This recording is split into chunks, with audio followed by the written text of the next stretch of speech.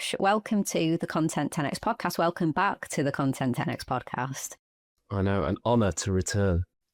A fun fact, actually, I was looking at seeing how long it's been. It's almost been 4 years, can you believe, to the day. It was September 2021. Wild.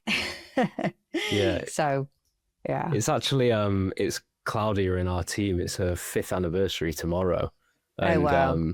She was the first person I employed, and I've been getting people that she's worked with down the years to send video messages in, and everyone's just like, I can't believe it's been 5 years. Like, where does the time go? Yeah, I mean, now you say that, I remember you announcing hiring your first person and things like that. Yeah. So amazing. Yeah. Wow. Time flies. Well, last time you were on, we had a fantastic conversation, obviously talking about great influence, which you're known as a force behind the personal branding for many CEOs, founders, influencers. In this conversation today, I would love to chat to you about great leaders. So I know that you have great leaders now as well as great influence. Turn your leadership team into your competitive advantage. So working with global companies, helping them to activate their leadership team. So firstly, how did this come about? How did great leaders come about?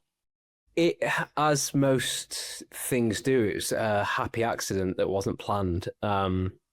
Basically, the domino chain that happened was we were working at Great Influence. One of our clients was a VP at a big, like, European fashion retailer. And it was the first time that we'd worked with someone who wasn't the founder. Right. She was a VP at a really, really large European retail business. And even that was a bit of a conversation, like, it's not a founder or a CEO. Do we stick to that, or do we work with this person and see how it goes? And we just loved the person. We thought there was really something in her, and she was a great personality. We could see how it would work, and we did that. And then she got hired to work at booking.com. Right. And she took us with her essentially into booking.com. We continued to work on her profile, and there was a bit of a strategy around her profile. She was working in the European retail business with a PR and comms agency on her. Right. And we were part of that. And she took us over to booking.com. And then what happened was that Booking had a meeting with LinkedIn, and LinkedIn highlighted her as the most influential person within the company on LinkedIn. Right. Okay. So yeah, there was a bit of like, okay, how's that happened? So we got introduced to a team within Booking and explored a pilot of like, right, okay, you've done this for one of our team, but can you do it for somebody who is less of an obvious candidate for this kind of thing? And again, that was a conversation of like, should we do this? Because it's not our usual bread and butter. And again, like, we thought, let's just try it, give it a go. We did a 3-month pilot with Booking with one person that turned into 3 people, that turned into 5, that turned into 10. And it's been 2 years that we've been working with Booking now. And we sat on it for maybe a good year of just doing that. And I think it was the right thing to do, is just like, okay, explore what happens here, see how it goes, see what the work delivers, see the sentiment of it internally and all that kind of thing. And then after a year, it was kind of like, okay, is there something in this where it's like we're doing something for a leadership team, and there's a bit of a model forming to it now after a year. And yeah, do we think that that's valuable? And at the same time, my finger on the pulse of the personal brand market, so to speak, I've been in it for a decade now, is that what I've seen happen is when I started doing it with Steve Bartlett in 2015-16, we were looking at the US at Gary Vaynerchuk and going, we could do that here. And I think Steve was like definitely one of the first handful of entrepreneurs who looked at what Gary Vee was doing in the US and thought, right, okay, I can do that here, making content and posting on social media. It sounds very basic and obvious now, but there just was literally a handful of people doing it then, and Steve was one of them. And then you saw he started to build his, and then around 2018-19, I reckon the dominoes started to fall amongst more people like Steve, agency owners, freelancers, small startup owners and founders and things like that. And they started getting into personal branding. And then you started to see scale ups start to think about it, where like in the early days, I worked with founders at companies like Huel and Grenade who were doing like, 50 to 100 million as a scale up. And what's happened in the last year and 18 months that kind of solidified my thinking around turning the booking project into its own thing was that I started to see global companies start to come into it. And it was almost like you went personal branding entered at the bottom of the chain and worked its way up right to the top. And you look at companies like Sky with their CEO Dana Strong, Channel 4 with Alex Mahon, I think she stepped away from Channel 4 now, but she was doing it. Marks and Spencer's CEO, Stuart Makin. There was a number of like UK examples. So, and the US was already with, like, if you look at HubSpot, they've activated like so many leaders within their team. So that's usually like an indicator. You can predict what's going to happen now. Like, I know when I started, I was having to try convince the agency owners, the startup founders and the scale up founders that personal brand was a good idea. And then 3 years later, they're all doing it. And the same thing was happening in the last 12 months of like, the global companies are now starting to do it, but I know where this is going in the next 2, 3, 4 years because I've seen it play out before in it further down the chain.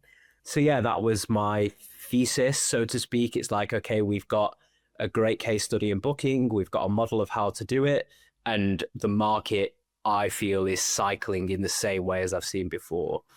And yeah, that was the basis for it. And my intuition, I've had a couple in the last running Great Influence, I've had two feelings of what is developing, and one of them is that basically this idea around entrepreneurship was starting to become a pillar within popular culture in the same way as like football and lifting weights and wellness and music and fashion and all those things are like the fabric of popular culture. I felt that entrepreneurship was starting to become something like that.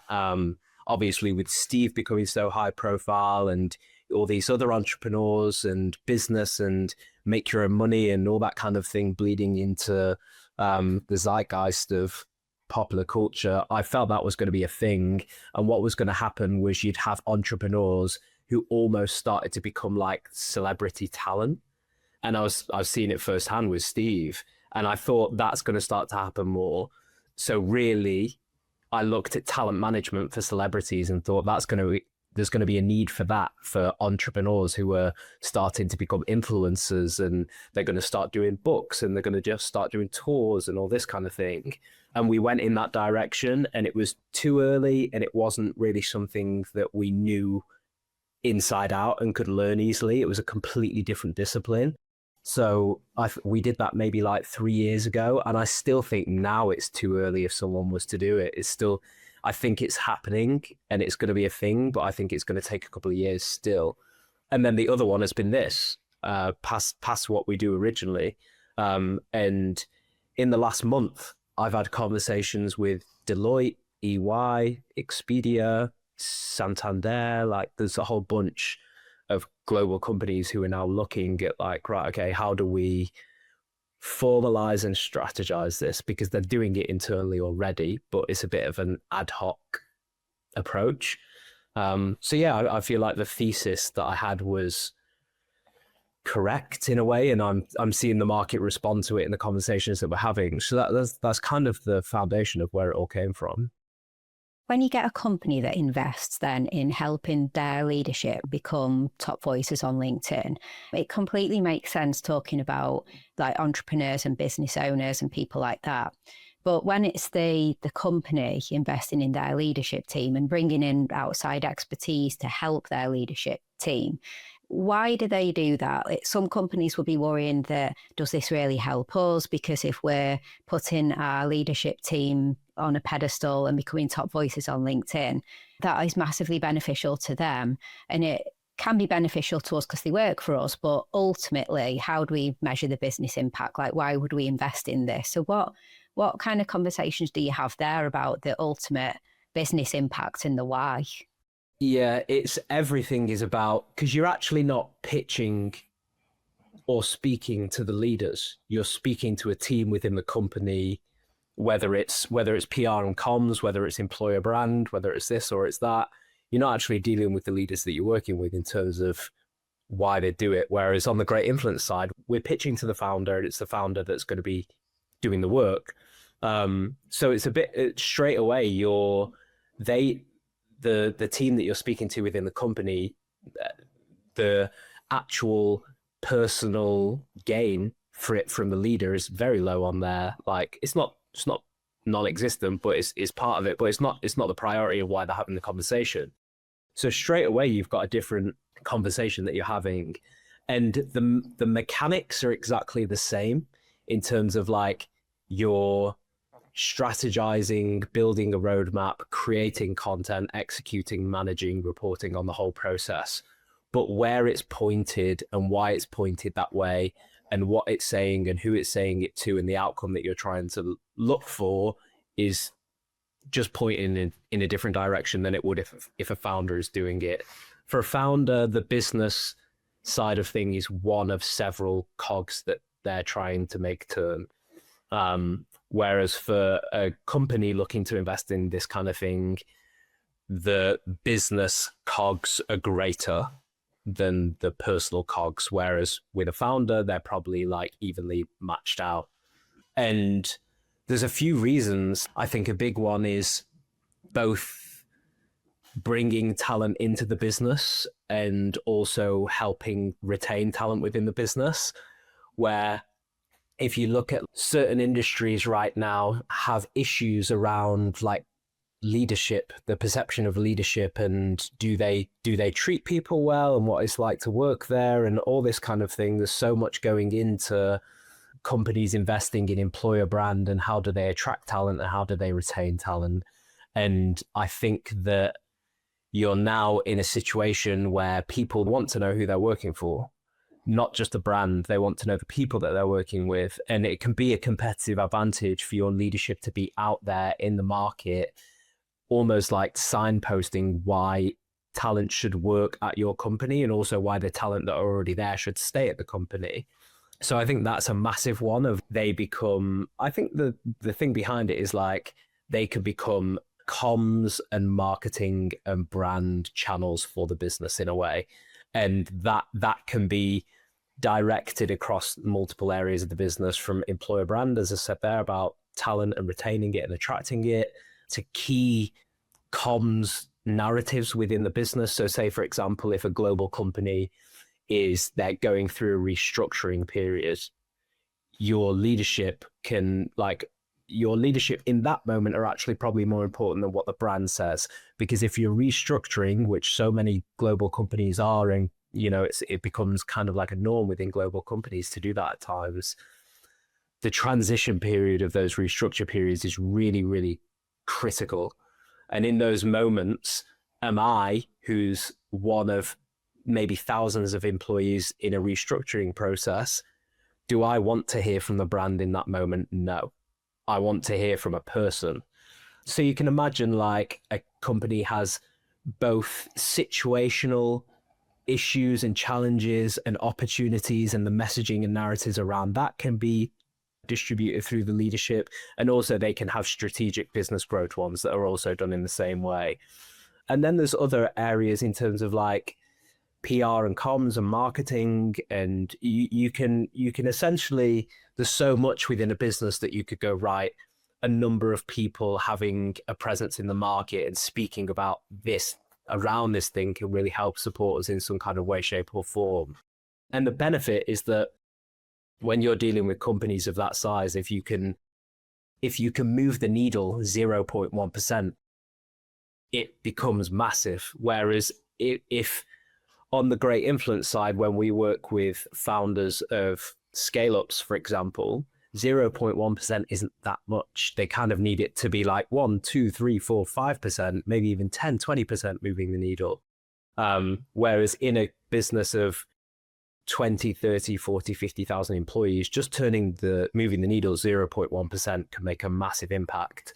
And we saw that with booking, where I think the difficult thing is, how do you always measure personal brand in some way, shape or form? And it's been such a challenge for our industry for the past 5 years, I think. And with booking, we were really fortunate that they identified a way to measure it. And they told us what that was and what they were going to measure it on. And they told us 2 years later what the outcome was. And they had the hard data to prove it. And we managed to swing the percentage positively of this metric in the right direction over 2 years. They basically had a number of metrics that they were looking to positively improve in terms of the percentage. And the one that we were working on was the highest growth percentage from where it was at before. And again, it's less than 1%. But when you're in a company of that size, 0.1% is massive. So yeah, it became, we managed to get that. And I think you need that as well when you're dealing with companies of that size. They're not just looking for like good vibes, they're looking for measurable outcomes. So it's been a really interesting project to work on. And yeah, for global companies, I see massively how it makes sense, because it's another channel to try to achieve these business goals, which I think founders that have been doing personal brand in the past 5 years or so, they have that on their mind. Like they're trying to grow their businesses and make it work, but they're much more comfortable with understanding that personal brand is a brand awareness play that domino effects into the business impact that they're looking for. They're much more comfortable with it not being directly measurable, whereas global companies want to see direct measurement. What I'd love to know is that when you're working with, say, a selection of leaders within a company, and you're helping to develop a LinkedIn persona and LinkedIn content for all the reasons that we were just talking about, to what extent do you sit down with them and discuss personal pillars in order to put them more forward as an individual thought leader, versus agree with the leadership, the sponsor of the program, as to what the voices will, I kind of construct the persona of those people, if you know what I mean. So like, how do you get that balance? And combined with, do you therefore get any resistance where they might be saying, I'd really like the LinkedIn to focus me on this, and then the company are like, no, that's not really aligned with us, can you focus on this? So how does that work? Yeah, I think there's just an acknowledgement that it's not about either party, and it's about what's the right thing to do. And the right thing, like if the business wants to achieve, like say a business wants to focus on attracting talent into their business, and they use their leadership team as part of the mechanics to be able to do that within the business, it makes sense to show a human personal side to the leader, because that's part of how you attract talent, is like people buy into people. And if you're just turning the leadership team into glorified comms channels, it's not real, it's not reflective, it's not authentic. And it's really understanding that what you actually want to do is bring the offline online. So with all those leaders, how they exist offline, you just want to bring that online, and you can shape it a little, and you can be selective around bringing elements of the offline to the online, but you're not trying to create something that doesn't exist. And it's educating the company on the importance of making sure that it's a bit of a overly complex word, but the ecosystem of the individual, the different aspects of a person are all reflected, so that it gives it gives a rounded image of the person, which plays an important role. You can imagine if you're just like, work here, we're great, like we're the best company in the world, that becomes, at a point, it doesn't feel real anymore. It feels like a tactic. It's about trying to get the company on board with the thinking behind that, and for me, like the biggest challenge that you've got is like, well, why should we do this if they're just going to get headhunted? And for me, it's such a prehistoric way of looking at it, where if you hire a salesperson into your company, often you would try to hire somebody who's got a bit of a black book, and they're coming in and they straight away can go and speak to connections and the network, and you're already getting an ROI on making that hire. We have no problem with that. And we know that when other companies hire salespeople and new business and development people from us, the expectation is that you're also kind of getting their network and the relationships that they've got, and they're bringing that over. You hear it so much within agencies of like, we hired this person and they brought over this client and all that kind of thing. It's expected. But when the same conversation is had around personal brand, it's like, well, we don't want to invest in them because they'll get headhunted by somebody else. It's like, well, why are you investing in your sales and new business? You're letting your new business people have access to your entire network, and they can just go elsewhere and take that with them. So yeah, for me, it's like a company is looking at it in the wrong way.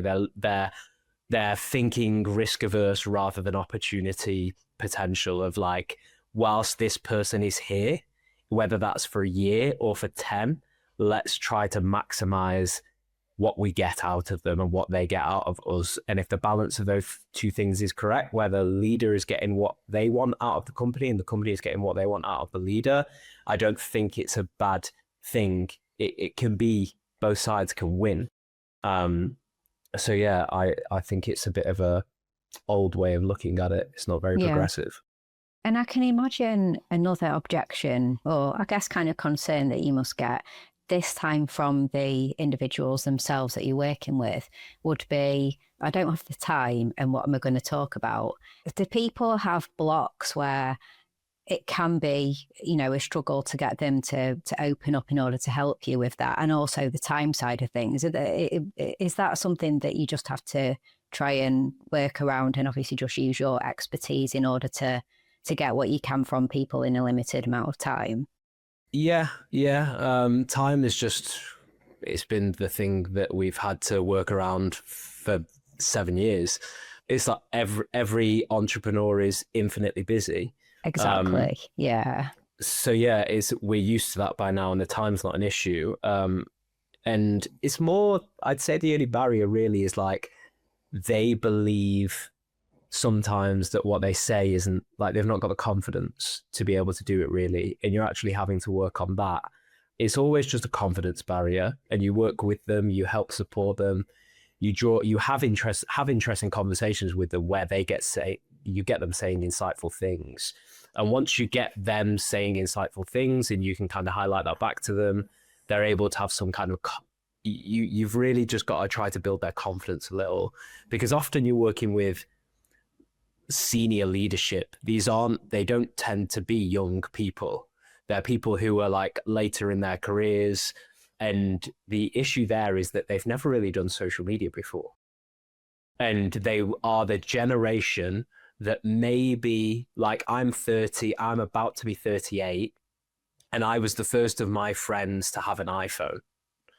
And my generation, my friends, we're almost like in the middle of social media and not social media.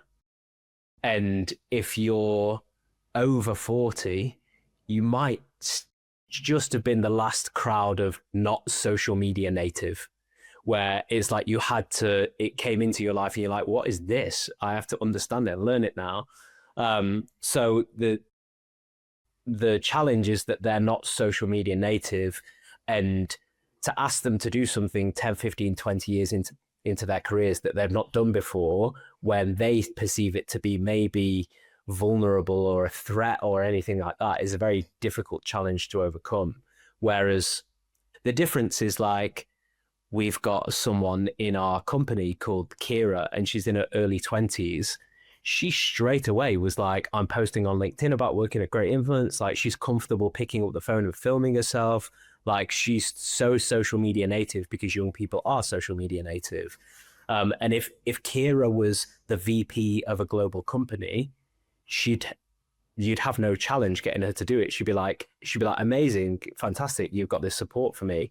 Whereas, yeah, that's the other challenge you have, is a bit of a generational one, where you're having to coach them a bit more and give them the confidence to be able to show up online and all that kind of thing. And do you coach them with regards to responding, to comments and things like that, and handling that whole side of things as well? Because that can be a tricky one, especially when people like to antagonize and troll and things like that, as well as positive comments. Do you support with the other side of the posting of the content?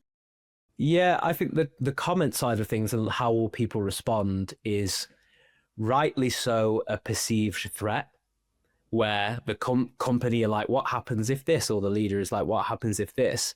And the reality in my experience is that it actually happens 0.001% of the time. Really? Yeah, just like, especially if you're playing, like the majority of these companies are just focusing on LinkedIn right now. And the good thing about LinkedIn is that it's like nobody wants to get cancelled on there. So it's not like Twitter, where you can hide behind an anonymous profile and give people, grief. Your company and who you work for is attached to a profile, which limits people from getting too, I don't know, negative or aggressive or anything like this. And it's only really an issue for like really, really high profile people or really high profile companies that are going through some kind of turbulence. And yeah, I think when that's the case, what actually usually happens is that PR and comms within the company are well aware of anything that might be said in that moment in time. And they're usually quite well prepared for what should be our party line response to these kind of things. So you're actually, yes, we can support and advise, but 9 times out of 10, I'd imagine PR and comms are well aware of if something happens, what that might be and how to kind of approach it, because it's very rarely, if ever there's going to be a negative comment, it's very rarely about what the leader has said and more about where the leader works, if that makes sense. So yeah, it tends to be boxed off by PR and comms a lot of the time. And do you work as well as PR and comms, like when it comes to employee advocacy as well? So on the other side, all the employees that work within the companies getting behind, these leaders when they're posting and things that they could be saying, encouragement, that kind of thing. So like the positive side and linking with employee advocacy. Is that something else that you advise on or coach on or help with in terms of that, like boosting the profile, so what, with that program? Not currently, but it's an opportunity for sure. You can see how they link together. And I know of an agency that work on the employer brand side of things, and they do something similar to what we do with Great Leaders, but they do it within employee advocacy. And it's very much like they identify a cohort of employees and bring them together and train them, give them support, encouragement, coaching, mentoring, resources. And yeah, the idea is that a company is investing in a group of employees who want to do this kind of thing. And together they're like creating a bit of a program of support for it to happen. So yeah, it's very much like a complementary to what we do with the leaders, but we don't do the employee side yet. Maybe one day. Yeah, absolutely. In terms of what you just said, actually, like the want and the desire, for the people that you were just talking about, so the non-social media natives, like the older people and stuff, and you're convincing them and working with them on something that's not necessarily familiar to them and certainly not second nature, what do they see or what do they gain as their personal reward of participating in the process of spending time with you guys and then getting the LinkedIn posts and getting a following, etc.? Do you feel that they end up feeling the personal reward of all of it? Yeah, definitely. I think the reason why they're in the roles that they are is because they lead well and they articulate well and they speak well to people. Yes, they're like good on the execution side, but a lot of the time the reason why senior leaders are in those roles is because they can lead people forward and they can articulate well and they can hold the floor, and they naturally get a bit of a kick out of that, where it's like when they're speaking in front of people, when they're leading meetings, when they're doing everything that they're doing in terms of leading people through communication, it gives them like reward out of doing that, and they enjoy that side of things. And this is just more of that. It's just doing it online, and they get they're putting their opinion out there, they're communicating, they're speaking, and people are engaging with that, and they're getting feedback on it. And yeah, it's the same. Again, it's like the same kind of thing. Yeah, they're personally getting that out of it. And I think a lot of them will think that they have something to say, and they're at a point in their careers where they've gained so much experience, knowledge, insight, and opinion, and they're keen to test whether they're actually interesting or not. And this gives them the opportunity to, like, they all believe that they have got interesting things to say. Undoubtedly, the confidence might not be there to put it out, but if you ask them underneath the surface of that, they definitely believe that they've got something worthwhile to say. So I think it's almost like these people are naturally like social climbers, so to speak. They're always looking, how can I get ahead in my career? How can I go further up the ladder? And they see this as a way that enables them to do that and challenges them, and they can learn something in some way, and helps them sharpen the sword, so to speak. Yeah, it completely makes sense. And I'm sure the individuals that are chosen to work with you are chosen for a reason, aren't they? And so it completely makes sense, everything that you just said. So final question, and no, this is not the easiest one, but so cracking LinkedIn can be really hard. There's millions of people sharing on LinkedIn, and some people, only ever get a couple of likes and don't get many following and things like that. And you are fantastic at it, you and your team, and you certainly use your expertise, and you've cracked the code, I think, in terms of how good you are and the results that you get for the people that you work with and yourselves. What would you say is sort of the biggest mistake that you see people who are just perpetually just not managing to crack this LinkedIn code, that maybe if they just worked on that one thing, they might start to see more traction with what they're doing on LinkedIn? I take a pause because it's a bit of a twofold answer, in that one is, I think the answer is that they're not producing content and doing the whole personal brand thing aligned enough with the outcome that they're trying to get from it. Okay. And they're a bit too thinly spread in terms of what they're doing and how much that links back to the outcomes that they would like to achieve from it. So I think if they're able to tie those two things together a bit clearer, that would be the first thing. But then the second part is like the importance of social influence in creating opportunities. And this is a bit of a caveated answer. I don't think people put enough into growing a following on the platform and growing their numbers on the platform. And if they do, it's usually in pretty low hanging fruit, hacky ways that aren't very healthy and long-term fruitful. So yeah, like, people overlook the importance of having social influence, and they're happy just kind of like letting each month pass without going, how do I ramp up these numbers and grow this platform? And yeah, it's been highlighted to me personally in a number of ways over the past few months, the importance of having social influence to be able to open doors.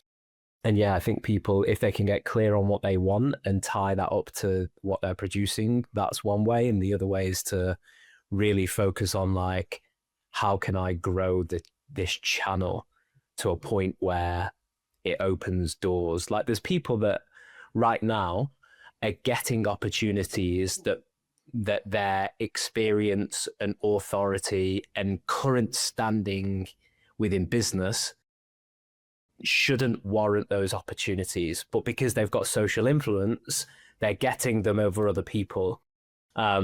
And yeah, it becomes more evident to me over time, the importance of having social influence. So it's like, go after those two things, and also pick your battle. Like, do you want to play the social influence game? Do you want to play the new business game? Are you trying to play the like PR game, like which game are you playing? And I think people are maybe playing too many games at once and end up not getting anywhere Not with any winning of any them. game. Yeah. Yeah, Yeah. exactly. Yeah. Sorry, I said it was the last question, but like just one more. Of all the gamifying and hacks and this, that, and the other people do, what is at the moment? I bet it changes if you're anything like me regularly, but at the moment, what is the one thing that just annoys you the most when you see people doing it that you just like, oh my God, just stop doing that, please? Yeah, I mean nothing annoys me because I had to emotionally detach myself from that stuff a long time ago because otherwise I'd sit on LinkedIn all day and just get wound up. Um, so yeah, there's no like I don't agree when people are like this is wrong and you should be doing this. It's like they're all experiments. They're all ways of trying to achieve something, and everything that people try is there's no right or wrong to it. It's just they're trying something and they're trying to figure it out.